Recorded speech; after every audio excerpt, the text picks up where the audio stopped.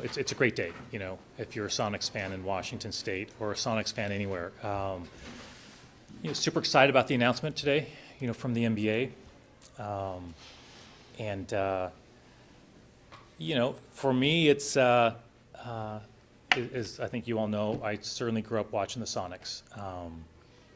And that's an understatement. I've met with some, as I often do, met with some 4th, 5th, 6th graders earlier today. So they asked what I liked about the job, and I talked about this issue and the chance to try and help bring back the Sonics. I asked how many of them knew who the Sonics were. I think one kid raised their hand, which kind of breaks my heart a little bit, right? Because I know when I was their age, I would spend a lot of time at the Coliseum watching the Sonics play in the 70s and their path to the World Championship.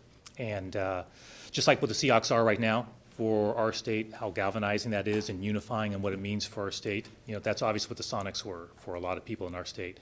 So, when I've communicated with the commissioner about this, the last 2 conversations we've had, and I deeply appreciate his time that he's taken with me to discuss the process. I try to communicate that to him. I talk about the Lane Wilkins basketball camp, attending that.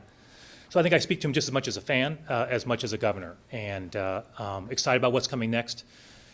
Obviously I've had a number of conversations with Kraken leadership. That's going to continue, obviously, going forward as well, as we look forward to ways the state can be helpful in this process. But it's been a couple decades, in the wilderness, and I know how strongly people feel about the Sonics and the loss to our community when they left for Oklahoma City. And so just ready to do whatever I can to be helpful in bringing them back and hopefully bringing them back soon.